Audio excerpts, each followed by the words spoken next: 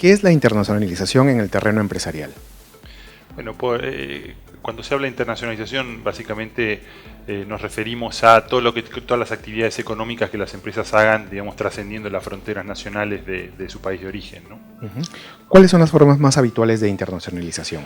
Normalmente las empresas comienzan por internacionalizarse a través de la exportación, colocando sus productos, digamos, a través de distribuidores locales en otros países, y después a partir de eso van desarrollando estadios más ambiciosos, abriendo una delegación o tal vez estableciendo algún tipo de alianza estratégica con un socio local o con otra empresa de su país de origen para operar en un país extranjero. Y después ya las formas más avanzadas tienen que ver con, bueno, comprar alguna empresa y ya hacer una inversión extranjera directa, sea a través de compra, como comentaba, o sea a través del desarrollo interno de creación, digamos, desde cero de una nueva operación en el extranjero, ¿no?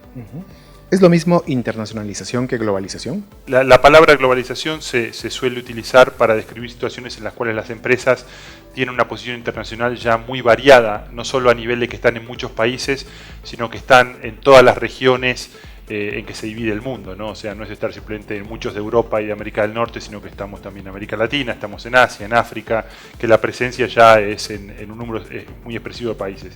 Internacionalización se refiere genéricamente a esto, pero también a situaciones más modestas en las cuales yo puedo estar en un país y voy al país limítrofe, ¿no? ¿Qué factores debe tener en cuenta una empresa al internacionalizarse?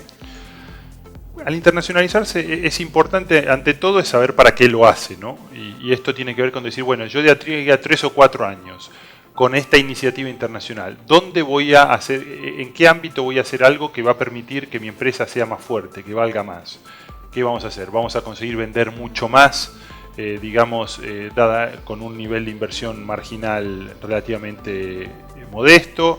Vamos a conseguir diferenciar mejor nuestros productos porque estamos en mercados internacionales y aumentar nuestro prestigio, aumentar nuestra capacidad innovadora, etcétera.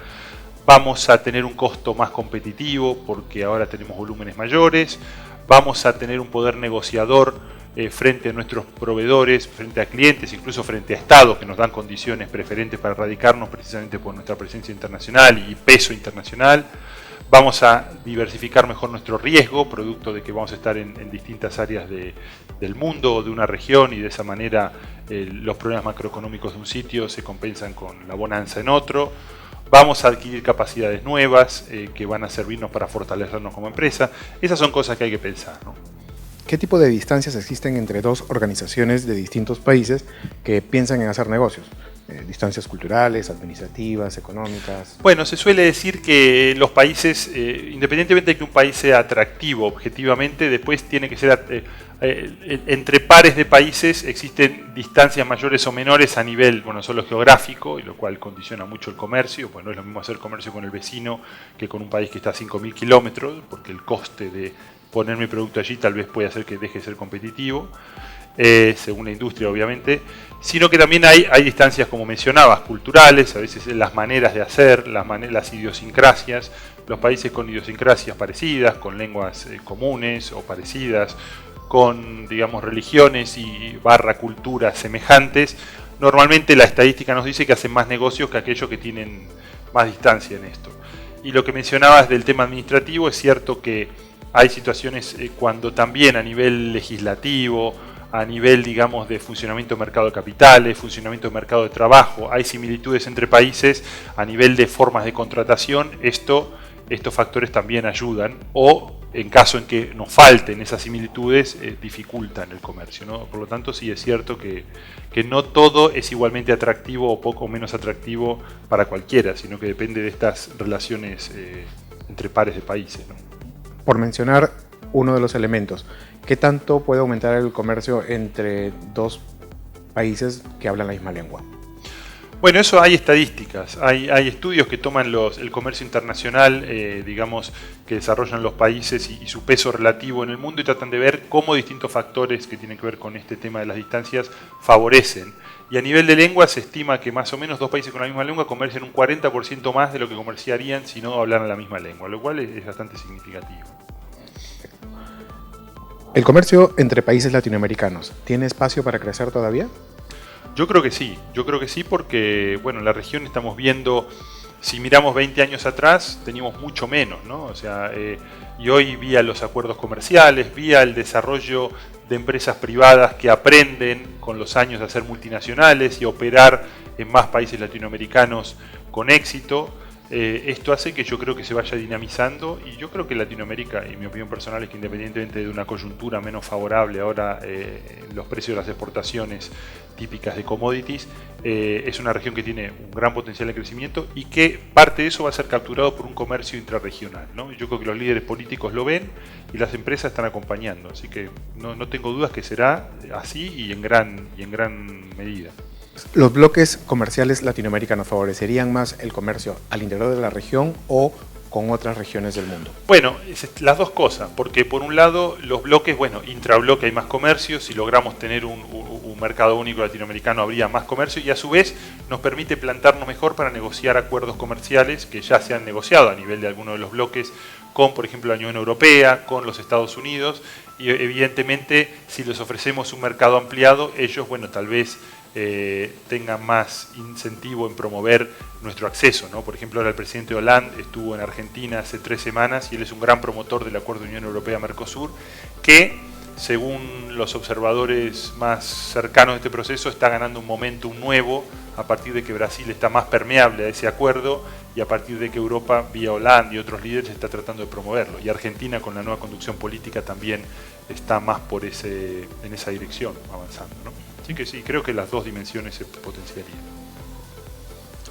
¿Cuál es la ruta natural de internacionalización para los países de Latinoamérica? ¿Primero hacia los vecinos y después hacia otras zonas geográficas, o se ve otro tipo de patrón sin una línea específica? En general lo que se ve, no solo en Latinoamérica sino en el mundo, es, volviendo a tu tema de las distancias, que la gente trata de ir a lo seguro y normalmente, en la medida de lo posible, va expandiéndose en sus áreas de confort, en las áreas, mercados geográficamente próximos, culturalmente próximos, regulatoriamente próximos, haciéndose fuerte allí y después dando saltos más ambiciosos una vez que la empresa puede acometerlos porque es más fuerte financieramente, tecnológicamente, organizativamente. Esto tampoco tiene por qué ser la regla general. Hay empresas que, bueno, consiguen tener algún éxito en contenidos, digamos, de entretenimiento, tal vez, bueno, consigues que España te compre una cosa, o consigues que, por ejemplo, este fenómeno que hay de Violeta, este producto de Disney en Latinoamérica, que se vende muy bien en Gran Bretaña, en Francia, pero bueno, no nos olvidemos que empezó en América Latina también.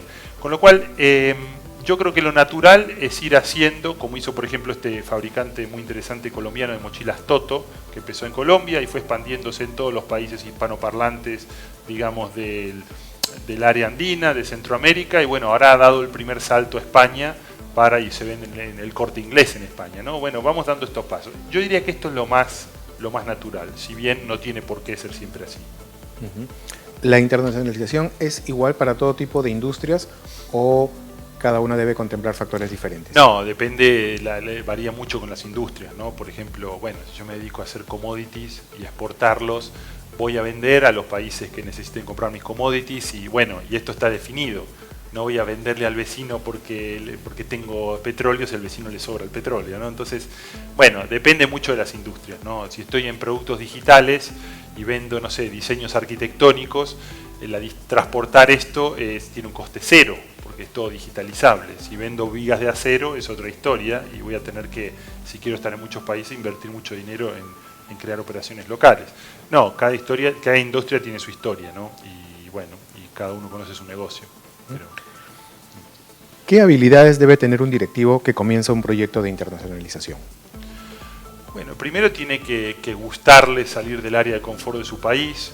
Yo creo que estar dispuesto a pasar, una persona que es enviado, digamos, de su país de origen, porque puede haber muchas trayectorias, ¿no?, a desarrollar un nuevo país, tiene que estar dispuesto a ser paciente, a dedicarle el tiempo que esto demanda, a no querer tener todo resuelto en el primer año, a ser humilde y escuchar lo que el mercado tiene para decirle.